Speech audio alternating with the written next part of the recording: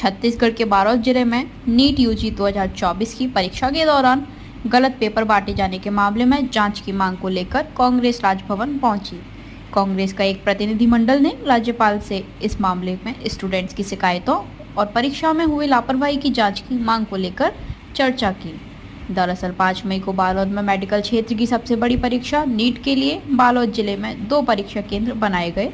इस दौरान 391 परीक्षार्थियों को पहले गलत परीक्षा पेपर दे और 45 मिनट बाद यह बताते हुए कि गलत प्रश्न पत्र बंट गया, प्रश्न पत्र बदलकर सही प्रश्न पत्र दिया गया। लेकिन इतनी बड़ी लापरवाही के बाद भी परीक्षार्थियों को मांग करने के बाद भी अतिरिक्त समय नहीं दिया गया। इस बड़ी लापरवाही के बाद से स्टूडेंट के नुकसान को लेकर उनके परिजनों ने जमकर हंगामा किया। इस मामले में कांग्रेस के प्रतिनिधिमंडल ने राजभवन पहुंचकर ज्ञापन सौंपा। इस दौरान कांग्रेस के प्रभारी महामंत्री मलकीत सिंह केंदू, बालोद विधायक सिन्हा, संगीता सिन्हा, शैलेंद्र नितिन त्रिवेदी, प्रवक्ता विकास तिवारी ने राज्यपाल से मुलाकात कर प्रभावित छात्र छात्राओं की मांगों पर चर्चा की। परीक्षार्थियों के भविष्य के साथ खिलवाड़। वहीं इस मामले में संबंधित क्षेत्र की विधायक संगीता सिन्हा ने कहा कि राष्ट्रीय स्तर की परीक्षा में इस प्रकार की लापरवाही परीक्षार्थियों के भविष्य के साथ खिलवाड़ है, जिसकी जांच किया जाना आवश्यक है। इस घटना से परीक्षार्थियों एवं पालकों में रोष व्याप्त है। इनको हुए नुकसान की भरपाई को दृष्टिगत रखते हुए प्रभावित परीक्षार्थियों के लिए पुनः परीक्षा आयोजित किया जाना या उन्हें क्षति हुए समय के बदले बोनस अंक प्राप्त किया जाना न्याय संगत होगा। उन्होंने कहा, हमारे राज्यपाल से निवेदन है कि प्रभावित परीक्षार्थियों के लिए पुनः परीक्षा आयोजित किए जाने या उन्हें बोनस अंक प्रदान किए जाने की व्यवस्था की पहल करते हुए उक्त घटना की जांच हेतु निर्देशित करने का कष्ट करें। संगीता सिन्हा, विधायक बालोद। विजन टाइम्स न्यूज के लिए लोकेशन रजक की रिपोर्ट। आवंटित कर दिया गया उसी समय में जी दोनों सेट।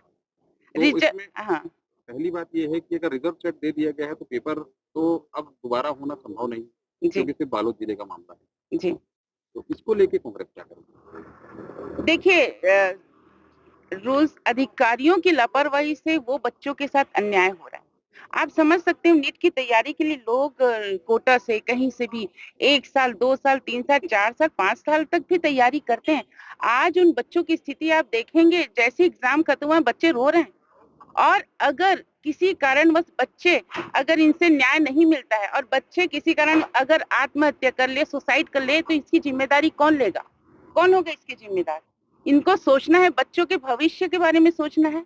और हम निवेदन ही नहीं, अपील कर रहे हैं। हम तो राज्यपाल के पास आए, हम राष्ट्रपति को भी लेटर दे रहे हैं और हम एनटीए को भी लेटर दिए हैं। और हमें आशा नहीं, मैं बोली उसको आशा नहीं, विश्वास है, क्योंकि जिस प्रकार से राज्यपाल हमसे मिले और उन्होंने कहा कि हम इसमें बात करते हैं, तो हमें पूरा विश्वास है कि इन 400 बच्चों को न्याय मिलेगा। मैं कुछ अगर को लेकर क्या पूरा मामला बताइए।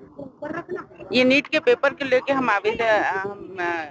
राज्यपाल से मिलने आए थे और हमारे बालोद जिला में नीट का पेपर हुआ है और उसमें बहुत बड़ा लापरवाही हुआ है कि बच्चों जब एग्जाम दिला रहे थे तो 45 से 50 मिनट के बीच उनके पेपर को बदल दिया गया और बदल दिया गया उसके बाद उनको एक्स्ट्रा टाइम देने के बजाय सिर्फ 5 मिनट ही दिया गया।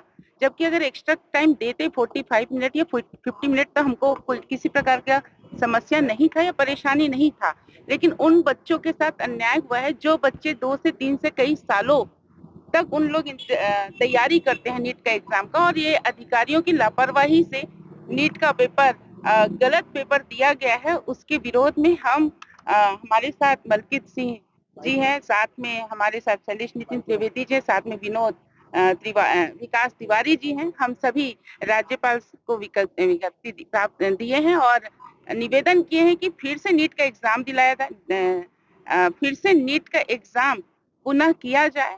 अगर नहीं कर पाते तो कम से कम उनको बोनस अंक दिया जाए। और हम अपने तरफ से लेटर हम एनटीए को भी दिए हुए हैं और साथ में पीएमओ में भी हम अपना आवेदन दिए हैं और हम पूरे राष्ट्रपति को भी हम लेटर दे रहे हैं कि हम निवेदन कर रहे हैं कि इन बच्चों के साथ अन्याय न हो।